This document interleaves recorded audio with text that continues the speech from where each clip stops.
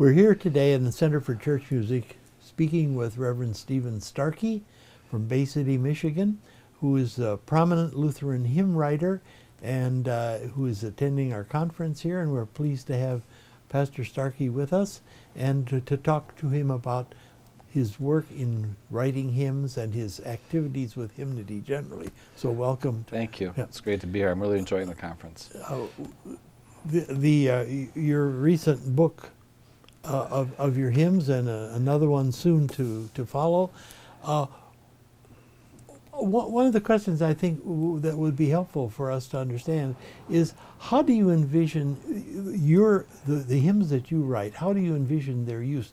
Do you begin the process of writing with the idea that these are particularly useful on a specific day or with a specific lectionary reading? Are they just general hymns, or how do they come to be? I think when I began hymn writing, it was specifically for those things in mind. Some of my early texts on the Magnificat or the Benedictus were written in response to wanting to use those for like an Advent season, a series of sermons. A lot of times the inspiration for the text comes from sermonic preparation. You've investigated a particular text upon which you're going to be preaching, and there's a lot of material, biblical material, flowing through your mind, and a lot of times that becomes the inspiration for a hymn.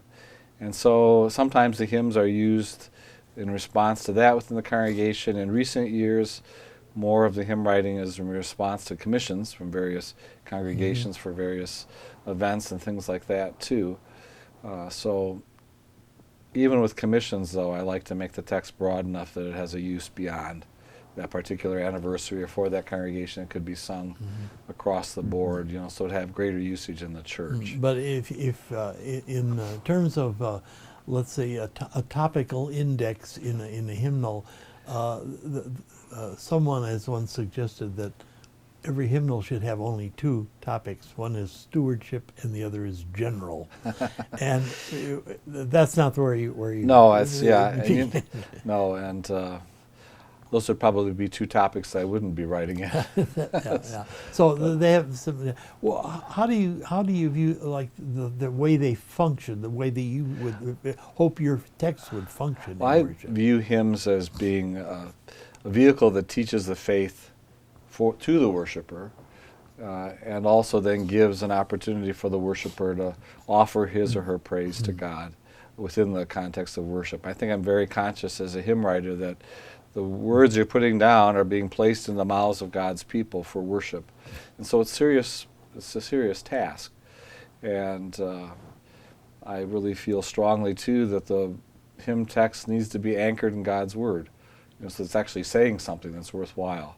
And in the whole process, then being able to teach the faith as it's being sung. So in terms of content of particular theological content of a hymn, these would be two extremes and overstated extremes. But on the one side, one could suggest that some hymns are, as some have criticized, not your hymns, but as simply rhymed dogma, and at the other end would be some kind of evanescent nothing in terms of content, some kind of vague spirituality kind of thing.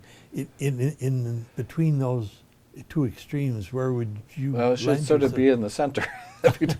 On the one hand, the dogma is important, and the other hand, the text evocative of feeling too, so that what is being sung rings true in the heart and mind of the worshiper as well. So yeah, I would hope that my texts are not just rhyme dogma, because I think that would be dry and not too exciting. Well, when Luther talks about the function of music and the word that one sings, the music is there to proclaim the word. Yes. And by that I think he's talking about the whole broad narrative of salvation history as it may apply to a particular Sunday or festival or whatever all. So there has to be some degree of recognizable content in there, and so that would be important in there, and that's what many of these hymns you can see that's clearly what they do. Uh, how do you go about beginning the process of writing a hymn? What is the process that you go through? For me, when I think about writing a hymn, a lot of times I begin with the music, a particular tune or something that is there in my mind that let's say I've been asked to write a hymn text, and so I start, I look at the scripture surrounding that and start thinking about that scripture, and then start thinking about a tune that would be a good match with that particular thought. Now, I don't do that all the time, but I'd say 95% of the time that's how I begin. So you have a tune that would work with Yes, the that would be a text, good vehicle to convey. Sets the pattern. Yes, the direction. Now, that's, on the one hand, it helps me metrically to have a meter that I'm writing to, and it also helps because when you have the tune and you recognize the high points of the tune or things like that too, you can place certain words on those notes to emphasize at that point too. So it is, it is sort of a framework into which I place myself. Every so often, though, I stray from that and just start writing a text, with no tune in mind. And on the one hand, I find that difficult, but on the other hand, it's very freeing to have no tune in mind either, just to write textually. And so perhaps as time goes on, I'll explore that more. But that would be a change for me in my writing style, to not to have a musical. But all of your hymn text writing are set in some metrical pattern, yes, or other. Yes, yeah. And meters are very interesting. The long meters, long lines are harder to write to, and I think they're harder for a composer to compose a tune for as well. Although I love your tune, Red Hill Road. I've written 2 texts to that. I think there's another text or 2 in my mind to that particular tune, but that's a very long tune. And it can serve a long text well. Really, a text that's going to declare a lot in that. Well, from a purely musical point of view, if you have a long line, let's say 14 syllables or something, which is not completely uncommon, it was a standard line, it gives you space to develop a melody. Yes. But I can see the problems of if you're thinking you have a daunting 14-syllable line, and if you have 4 lines of that and 7 stanzas. Hard to remember. Yes, but I can recall the example of one of those longer lines, which gives you a chance to develop some kind of soaring text. At least it has the possibility. The example that I remember was from the English hymnal. I ran across this text. It's a medieval text, which is an Advent text. Behold, the bridegroom cometh in the middle of the night, and woe to him whose loins are girt, and blessed is he whose loins are girt, whose lamp is burning bright. But woe to that dull virgin whom the bridegroom shall surprise with lamp untrimmed, unburning, and with slumber in her eyes.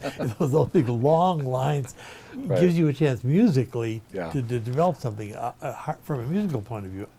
And I don't know from a textual point of view, to develop a very concise, 6-6-8-6, to develop a melody in that short span of syllables is a daunting, very daunting task. Yeah. I would think that would and be. And to have a text that's long too, after a while it gets to be like you're trudging along. Sometimes there's an advantage to a little bit shorter too. So I really like to experiment with different meters, short meters or longer meters. And well, the traditional nomenclature for those less usual meters, which are usually indicated as irregular or peculiar meter.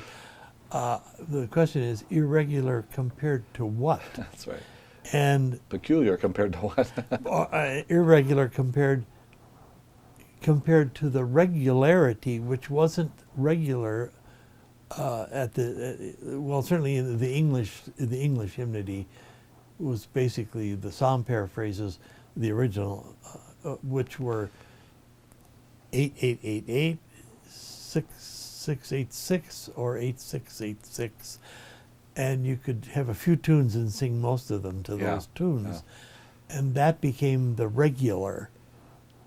But the original Lutheran chorales were all we would characterize as irregular or peculiar, but they were not irregular at their time. Right. Yes. Yeah. And that regularity didn't begin until the 1600s.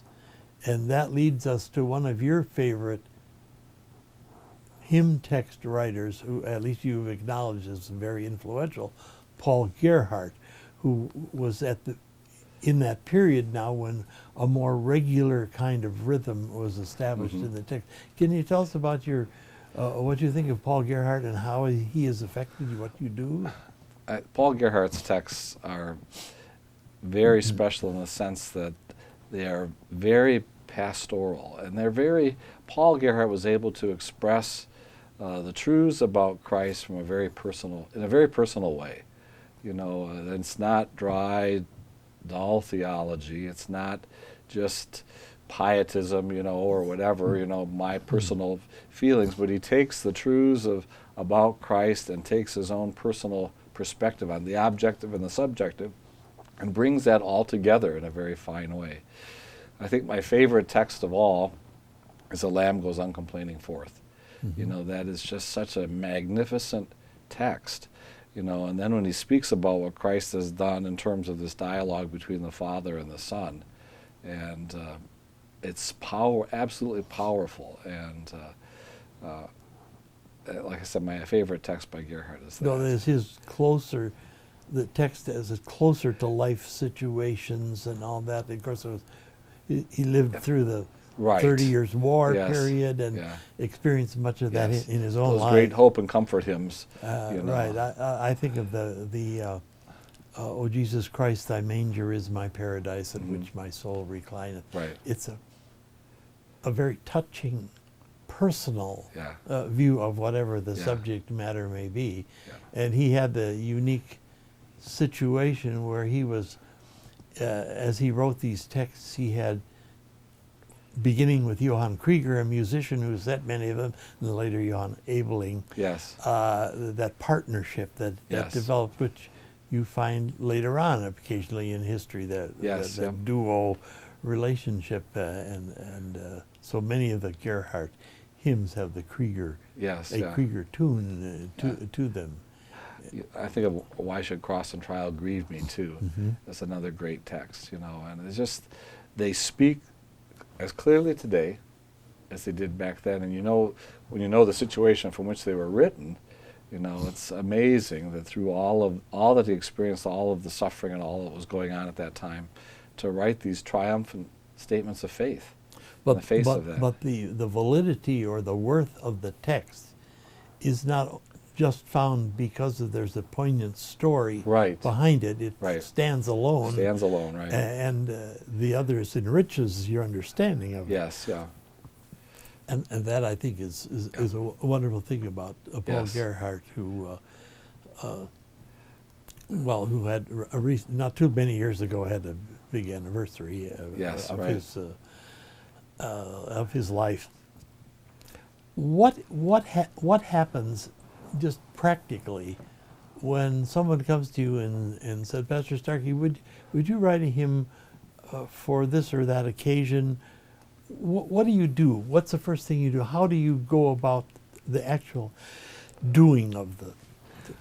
Well, the first thing that I would ask them if they have a scriptural text in mind, or what is the theme of their celebration, and sometimes that's helpful, sometimes it's not as helpful. I remember when I was asked by the New England district to write the anniversary hymn text for the 25th anniversary of the New England district, and so I asked them what their theme was, and the synodical theme at that time was "Tell the Good News of Jesus," and so the New England theme was "Tell the Good News of Jesus in New England."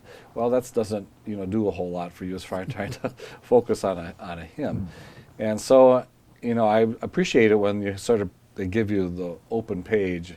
You can choose a text, or they have no tune in mind and everything. That's a great deal of freedom, and so for that particular text, I went to Hebrews 11 and Hebrews 12, but mostly Hebrews 11. Saints see the cloud of witnesses surround us came out of that particular commission, if you will. And but other times, a congregation, in fact, I talked to a woman in the workshop here, the musician for a congregation in Bondul, Wisconsin, I had written an anniversary hymn for, and they had a very unusual textual verse that they had chosen, almost like a judgment type of thing. It was like an end times type of text, and it took me a while to puzzle over that, how I was going to approach that, and it came out all right in the end. But so those for me, the scriptural starting point is where I begin. And if I'm not given much of a scriptural starting point, for example, the hymn we just worked on together, Chosen Precious Cornerstone, there wasn't much that, there was a lot of wide open territory there, but I think I chose that direction because that was one of the verses they mentioned, was that particular one from 1 Peter. So, well, obviously you're talking about a specific occasion, let's say an anniversary, right. And you don't want to write a text that's so specific to the occasion that it's not helpful to the church at large. It becomes an occasional piece for which the occasion never reappears. Right. Yeah. And then that's right. But when you begin to put pen to paper or fingers to the keyboard, sort of combination of both. How does that? People would ask a question like, "Well, what inspires you to write?" And I think many times they have the kind of a 19th century view of an artist who's up in his or her garret somewhere, and they're waiting for a thunderbolt from heaven, and then in a frenzy of activity, you come out with some text that has been inspired by this. But it usually doesn't work that way. No, it usually doesn't. Sometimes the deadline is a good inspiration. Yes, what inspires you? A deadline. Which means you have to start working to get it done. And sometimes it's easier. Some texts you really struggle over, and some texts are much more, they flow more easily. And I don't know why that is. Maybe that's just part of the creative process too. Well, if someone asks you how long, on an average, although there's never an average, does it take you to write a text? A while. Usually when I write something, I set it aside for a while. Just don't look at it for a while. And I may be thinking about it in my mind, but I'm not seriously revising it. But there are a lot of revisions that go on, from initial thoughts or the initial text to the final text. And that's, I think, an important part of the process. So you write a draft and then set it aside for a day or a week or whatever, and you come back to it with sort of fresh eyes, and you see things that you hadn't seen before, and you say, well, I certainly don't want to do it that way, or that's a good thing, and let's capitalize on that. It's the writing as a craft. Just like any other craft, you have to learn that craft of, in this case, of writing hymn text. How do you think of the hymn as is it a particular subset of poetry? Is it distinct from poetry in general, or is it some kind of variation of poetry? It's a poem, but it's under very strict discipline. It needs to be there in the hymn. The content is specific. It's not just a poet, going off and writing things that are not helpful to the worshiper. Needs to be. It was one of the discussions here at the conference talking about prayers being so specific that they're really not helpful to a person as an individual. They need to be broad enough to include the church and what common Christians would be believing and understanding as well. So that's part of it too. But it is really poetry under very strict discipline. There's things that need to be there, things that shouldn't be there. It has to. It would. I think you're saying that it needs to be a text to which the congregation or the group that's going to be singing it can all assent to it, Yes. or at least should be able Right. to assent to it, not written in a way that says, well, this obviously does not apply Right. to a whole subset of people. Right. And I would hope that the texts that I write are applicable beyond, beyond a congregation. I don't ever make something specific like, oh, we started in the field somewhere and now we're this big church, That's not helpful at all. Do you do you use most of your texts in your own congregation? I Or use not? some of my texts. I really don't sing. I'm sort of conscious of that. I don't want to always be putting my text before my people.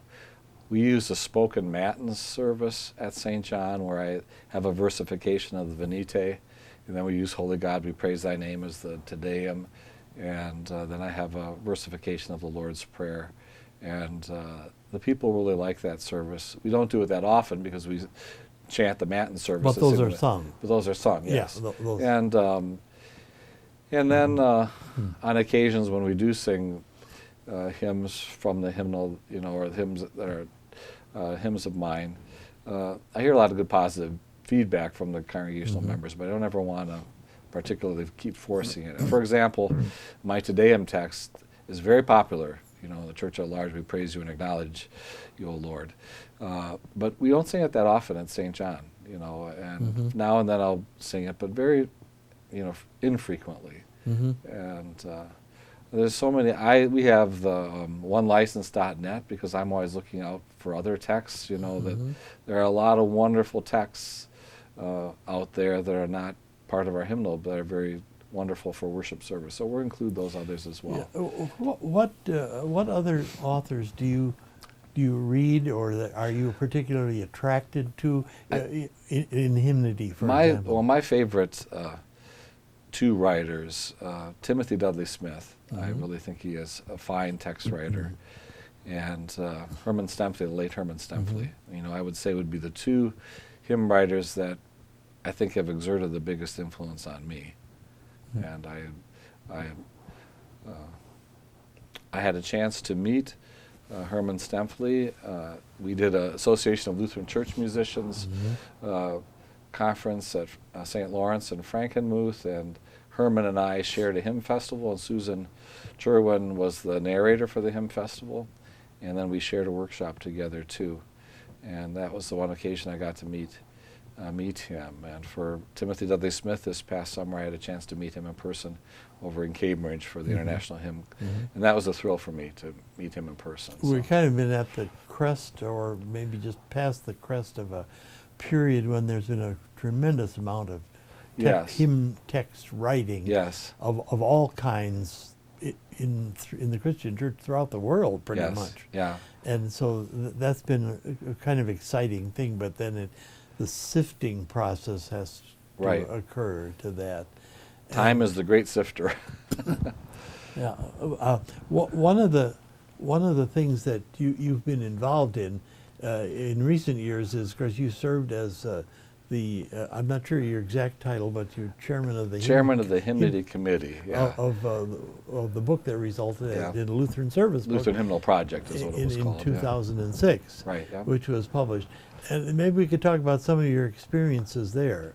The one kind of humorous complaint that people always say when a new hymnal comes out, everyone looks to see why the committee, in their usual short-sightedness, has seen fit to omit their favorite hymns and put in all those new hymns that nobody knows. Right. And so you had to deal with that kind of thing. How did that process go on in terms of the selection of hymns?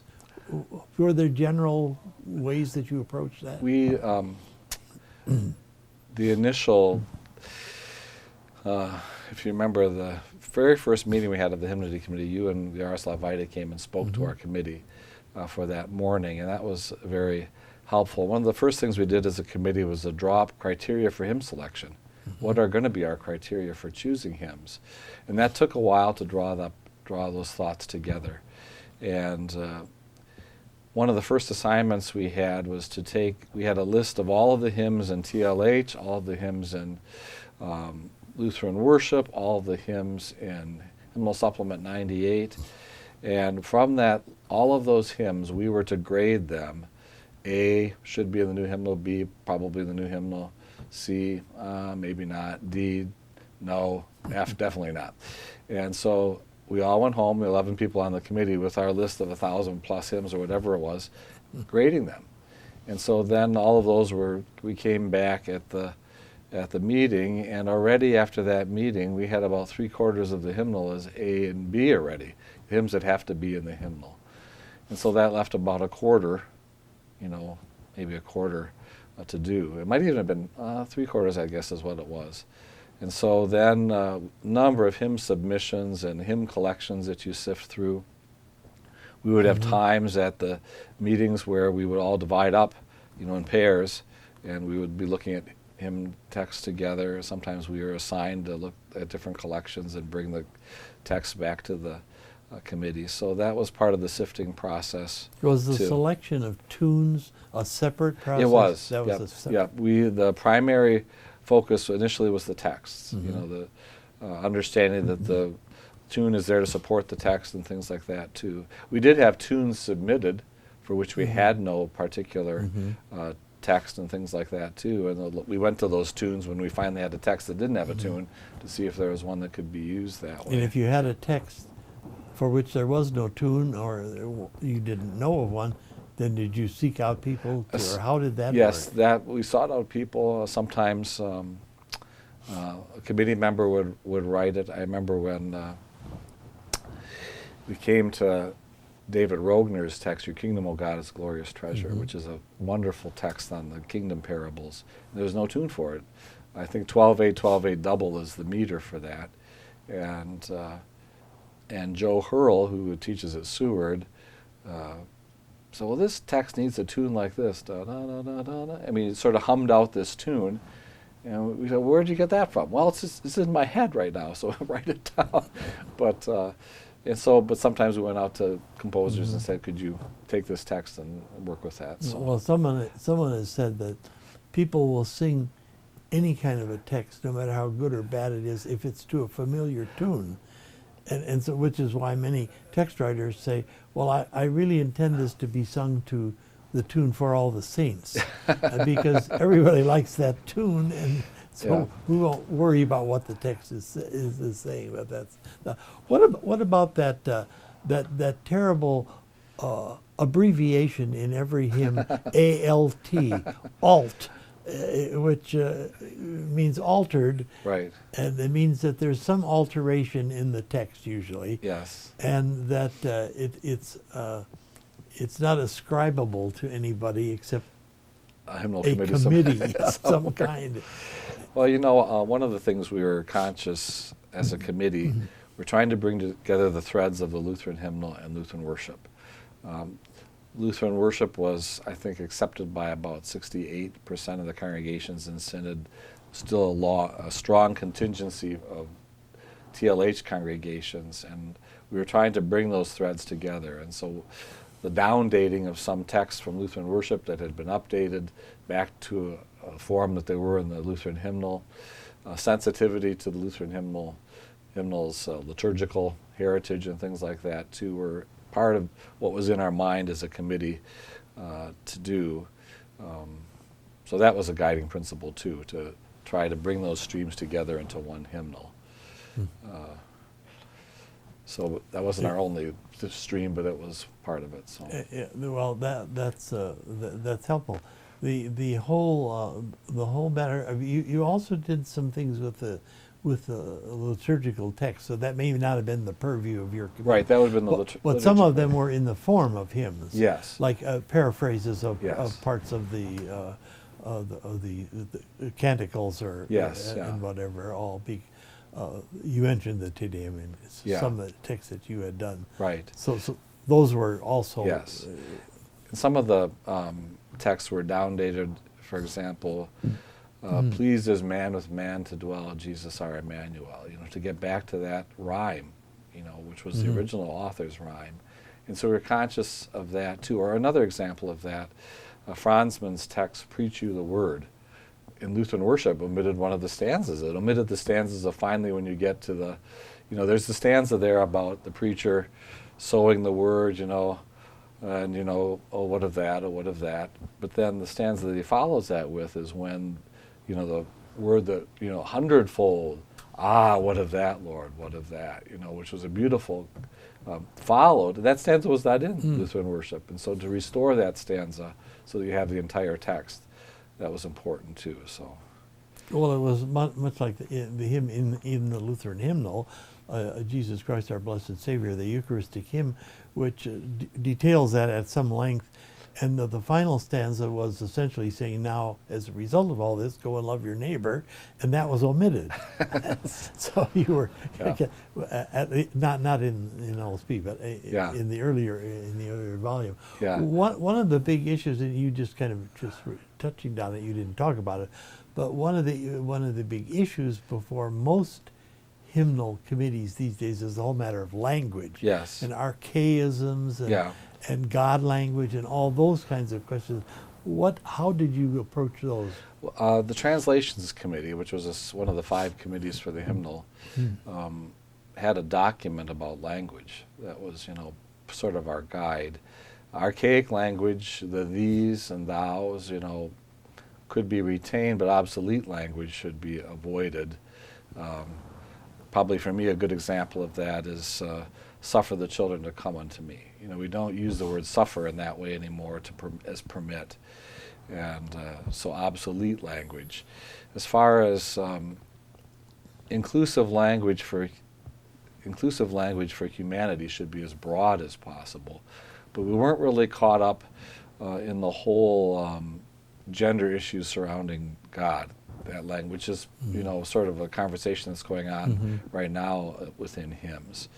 And so if a scriptural language is, patriarchal in the sense Father, Son, and Holy Spirit, that's okay. We can use that. Or even Lord, a word like Lord, which some hymnals are shying away from because it's patriarchal. I mean, the understanding in feminist theology that while these were written in patriarchal times by men, and so we have to, at least get away from all of that, was really not something that we were, concerned about. And so this, as I mentioned, it was basically the translations document of language and how we approached all of that. That was our guiding. That between that and our criteria for hymn selection, those 2 documents guided us. Now, all of the hymns that were in Lutheran Service Book, went from the hymnody committee. And if there was any textual work that needed to be done, Joe Hurl and I were the text subcommittee, and we spent many hours on the phone, between meetings, working on particular hymn texts. And then it went from there to the Translations Committee. There it went to the Commission on Worship, and then it went back up through that process back to our committee, all, the texts that were in this Lutheran Service Book. So they were reviewed by a lot of eyes before they went in. And there was a lot of field testing that went on, too, in the sense that things were put out on the internet, for people to respond to. If people wanted to respond to whether it was liturgy or hymn list or whatever, they had the opportunity to do that. And we spent times poring over those remarks, too. Maybe not always committee time. It might have been assigned to a subcommittee, if you will, but we were... Well, next year will be a decade since the hymnal has come out.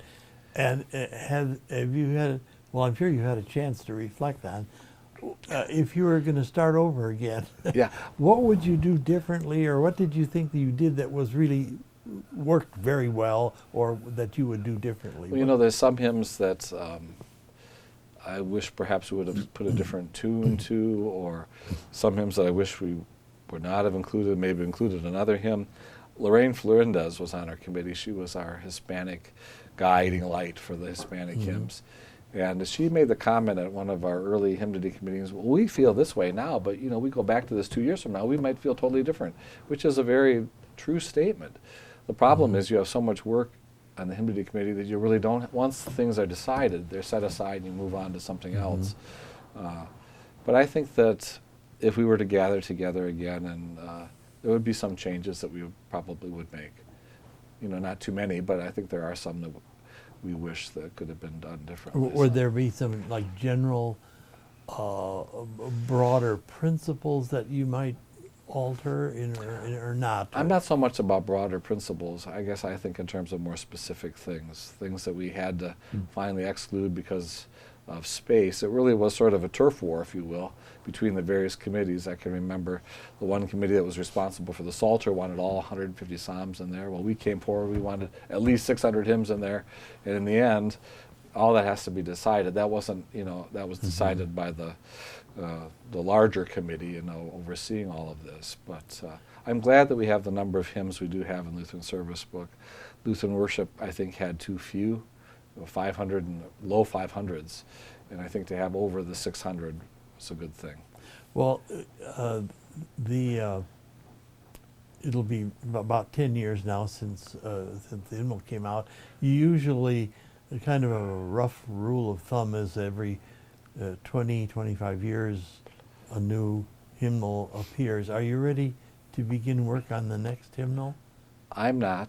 I think one hymnal, a lifetime is one hymnal in a lifetime. It's probably good. Yeah, is sufficient. It's hard to know with electronic technology where things are going to be. I mean, at what point will we still be having a hymnal, a printed hymnal? So, well, I think in the last maybe 50 years or a little less, I know there was a lot of discussion at the time in the 60s and 70s.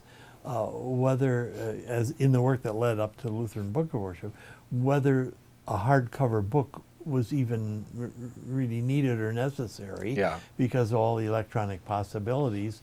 And they kept coming back to the point, we think it probably is necessary. And that issue seems to resurface every so often, every generation or whatever. The wonderful thing about a hymnal in hardcover is that, it's, as a personal devotional book, it's nice to hold it in your hands. I mean, I have my electronic device, my Kindle that has, ESV on my Kindle and things like that too, but it's still something different when you're holding it in your hand. And there's maybe a connection there that's not there when you're just scrolling through your device. Well, traditionally, a young person usually at confirmation would receive their own hymnal with their name printed in gold on it. And what I know I've seen in many congregations, many Lutheran congregations, whenever a new book comes out, they get the book, put them in the pews, and then don't ever use them because they can download whatever they want to. And it stands in the pews as, well, we're using our denomination's book, but we may or may not be using it as a kind of the guide for personal devotions, and to just hold the book every week is important. I feel that way too. When I plan worship services, we have the bulletin folded in such a way so that the little, chart, if you will, or the service sticks out the side, so you can follow it along. But I feel it's important for the people to use the hymnal, and I am continually reminding them at the beginning, let's take our hymnals and mark today's psalm, or let's mark so that we don't have all this shuffling around in the middle of the service. And they're getting better at that too. But I think it's important that people are familiar with the hymnal. And well, there's a lot more that we could be talking about, but I'm wondering if you would be willing to read for us one of your texts. Sure, I'd be happy to. Would you like to use this? Yes. And pick one of the texts that you one of your favorite texts. Okay. And tell us a little bit about it first, and then if you would read it, and that would be a nice way to conclude this interview. I think my favorite text, I'll have to pull this out of here, is the Tree of Life. And the thought behind that particular text. I was at the altar one holy season, praying the proper preface: "He who by a tree once overcame would be by a tree overcome." And my mind did a little detour at that point, thinking, well, that would be a fine thought for a hymn text. And the Tree of Life was the result of that.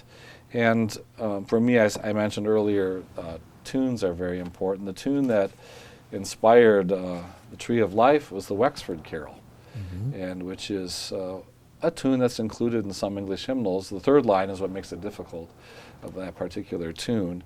But that was the tune that inspired the Tree of Life. And it's happened a couple of times in my text that the first line of the hymn and the last line of the hymn are the same. And this happened to be, I remember this particular text struggling along through stanzas 1, 2, and 3. And all of a sudden stanza 4 came like that, very quickly. And so we had talked earlier about the process is really different for every hymn.